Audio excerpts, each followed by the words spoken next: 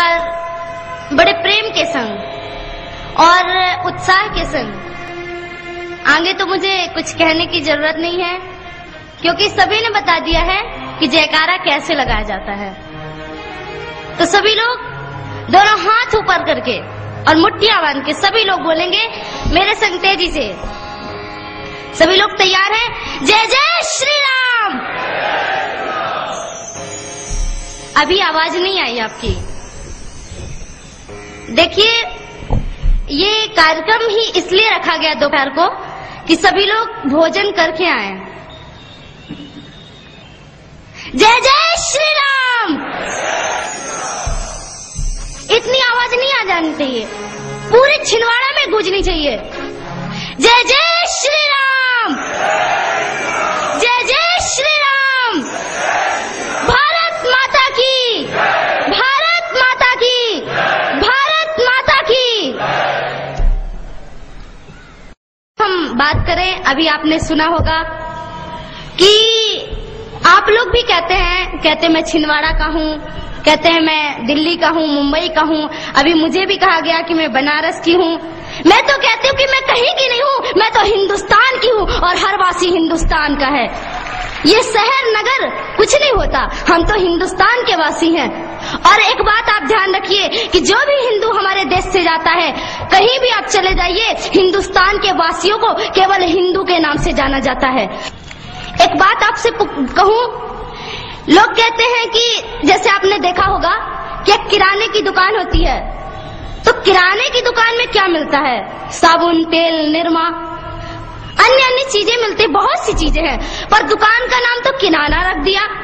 अब किराने नाम की कोई चीज नहीं है दुकान में, पर दुकान का नाम किराना क्यों रख दिया? पर उसी दुकान से सारी चीजें एक एक चीजें निकाल कर रख देंगे तो वो बन जाएगा क्या? किराना। ये किराने का सामान है। तो उसी प्रकार मेरा भारत इतना महान है कि इसने सभी जातियों को, सभी संप्रदाय के लोगों को इकट्ठा करके रखा है। इसलिए इसी देश का नाम हिंदुस्तान है।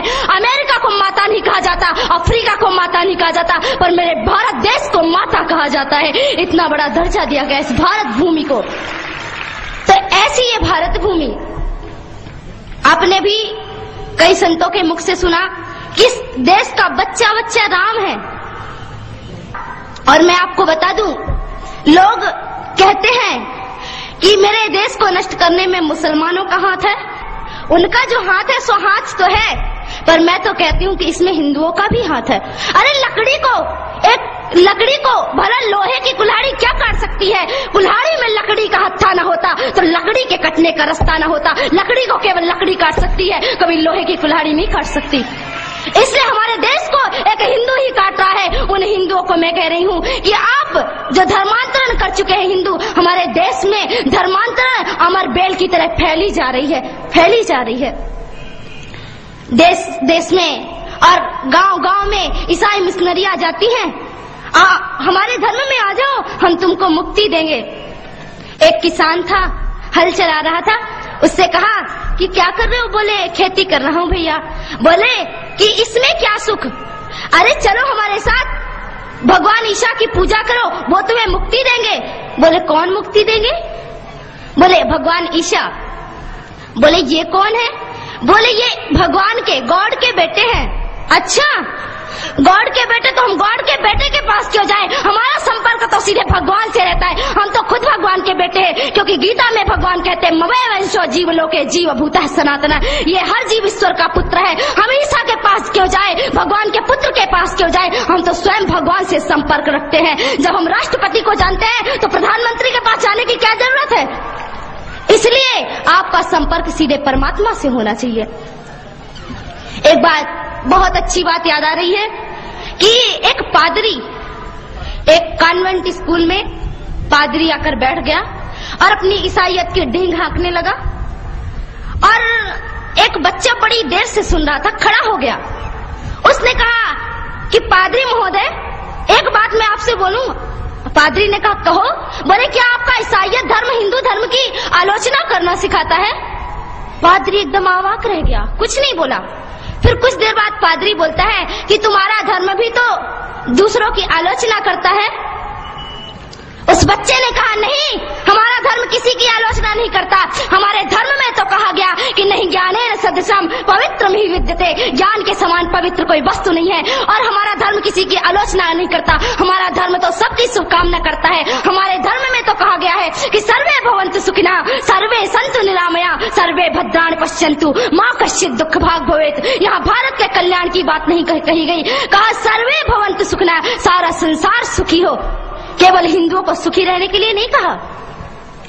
तो इसलिए मैं आपको गीता का एक वाक्य याद दिलाना चाहती हूँ कि अपने धर्म में श्रेयांश धर्मो विगुणः पर धर्मो भयावह, दूसरों के धर्म में हमेशा भय मिलता है। इसलिए धन छोड़ दो पर अपना धर्म कभी मत छोड़ना, और जिसने धर्म छोड़ दिया उसको चुल्लू भर पानी में डूब मरना चाहिए। इसलिए मैं आपको एक बात याद दिला दूं, और हम गलती भी दूसरों की देते हैं कि इसने ईसाईयत स्वीकार कर ली अपना धर्म छोड़कर, क्या करे, उसके पास मजबूरी है। वृंदावन में जाओगे और गोवर्धन को करोड़ों क्विंटलों दूध से स्नान कराओगे, पर छोटे छोटे बच्चे दूध के मारे बिलख रहे हैं, रो रहे हैं, और किसी ईसाई ने उसको 1 गिलास दूध दे दिया, बन गया, ईसाई बन गया। किसके कारण? केवल हिंदुओं के कारण वो ईसाई बना। पेट में भोजन नहीं मिला है और ईसाइयों ने 1 मुट्ठी चावल फेंक दिया तो उनको राइस क्रिश्चियन कहा जाने लगा। इसलिए मैं भाइयों, बहनों, मैयाओं, आप सभी से कहना चाहती हूँ कि खूब गोवर्धन अभिषेक करो, खूब नहलाओ दूध से गोवर्धन को। पर एक बात याद रखना कि कहीं कोई बच्चा कुपोषण का शिकार ना बन जाए। अगर बच्चा कुपोषण का शिकार बनता है तो आपको गोवर्धन का स्नान कराने का कोई अधिकार नहीं है, और भगवान गोवर्धन आपका दूध अभिषेक स्वीकार भी नहीं करेंगे। इसलिए पहले आप इस देश में, और मैं उन भाइयों को भी कहना चाहूंगी कि जिन्होंने ईसाईयत धर्म स्वीकार कर लिया है, तो उसमें गलती किसकी है? स्वार्थ सिद्धि के लिए राष्ट्र का सारा रक्त निचोड़ लिया, अपनी माटी अपने ही पुरखों से नाता तोड़ लिया। औरंगजेब की कट्टरता ने बुरी तरह से काटा था, जजिया के जाजम ने आंगन टुकड़े टुकड़े बांटा था। औरंगजेब की उदारता केवल कूटनीति की गोटी थी, गिद्धों की नजरों में केवल चोटी थी या बोटी थी। गंगा के बेटों ने क्या जमजम से नाता जोड़ लिया, अपनी माटी अपने ही पुरखों से नाता तोड़ लिया। इस देश के हिंदू मुस्लिम पहले सारे हिंदू थे, भैया लालच से भूल गए कि वो बेचारे हिंदू थे। अब भय नहीं, कहीं खुले दरवाजे चले आओ, अरब के सपने छोड़ो, मिलकर वंदे मातरम गाओ। भारत माँ सी दयावान माँ और कहाँ मिल पाएगी, अपनी चोटे भूल तुमको फिर से गले लगाएगी। खबरदार छल किया तो माता रणचंडी बन जाएगी, यह धरती गद्दारों की कब्रगाह बन जाएगी। अरे 17 बार मोहम्मद गौरी को हरा हरा कर छोड़ दिया, अपनी माटी अपने ही पुरखों से नाता तोड़ लिया।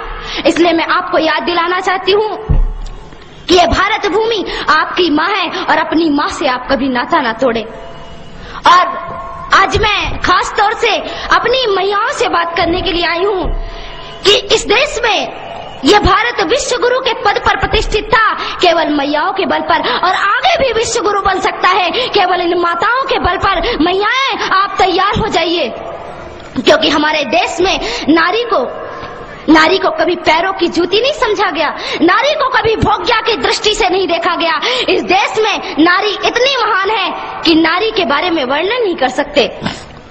और किसी कवि ने बड़ी सुंदर पंक्तियों में नारी का परिचय दिया है कि मेरा परिचय इतना है, मैं भारत की तस्वीर हूँ, मातृभूमि पर मन मिटने वाले मतवालों की पीर हूँ। मैं उन वीरों की दुहिता हूँ जो हंसा झूला झूल गए, मैं उन शेरों की माता हूँ जो रण प्रांगण में जूझ गए। मैं जीजा की अमर सहेली पन्ना की प्रछाया हूँ, कृष्णा के कुल की मर्यादा लक्ष्मी की शमशीर हूँ। मेरा परिचय इतना है, मैं भारत की तस्वीर हूँ। कालिदास का अमर काव्य मैं तुलसी की हूँ रामायण, मैं अमर बोल हूँ श्री गीता के जो घर घर होता पारायण। मैं भूषण की सिवा पावनी आल्हा की हुंकार हूँ, सूरदास के मधुर गीत में मीरा का एक तारा हूँ। मैं वरदाई की अमर कथा में रण गर्जन गंभीर हूँ। मेरा परिचय इतना है, मैं भारत की तस्वीर हूँ। इसलिए याद कर लीजिए मैया, आप भारत की शान हैं और आप ही भारत को विश्व गुरु बना सकती हैं। कर देती ऐसी ऐसी देश में हमारी मैयाएं हुई हैं, ऐसी ऐसी मातृ शक्ति हुई है, जिसके कारण ये भारत भूमि महान बन चुकी है। और एक बात बताऊं, जिस राम की आज आप पूजा करते हैं ना, आज अगर कौशल्या नहीं होती तो आज वो राम भी नहीं होता, और आज वो यशोदा नहीं होती तो आज वो कृष्ण भी नहीं होता। इसलिए यशोदा की वजह से और कौशल्या की वजह से कृष्ण का नाम आज आप सभी लोगों के मुख पे है। इसलिए मैं आप लोगों को बताना चाहती हूँ। और कई लोग कहते हैं कि स्त्री को पर्दे के अंदर रखना चाहिए। कहाँ पर्दे के अंदर रखना चाहिए? आपने रामायण में कभी पढ़ा है कि माता सीता ने कभी दशरथ जी को घूंघट डाला हो? स्त्री को कभी पर्दे के अंदर नहीं रखा गया। अगर स्त्री पर्दे के अंदर रहती तो दशरथ के साथ रण मैदान में कैकेयी कभी दिखाई नहीं देती। ज्ञान के मैदान में यज्ञवालक को ललकारती हुई गार्गी कभी दिखाई नहीं देती। और रण के क्षेत्र में रानी लक्ष्मीबाई कभी दिखाई नहीं देती। स्त्री को कभी पर्दे के अंदर नहीं रखा गया।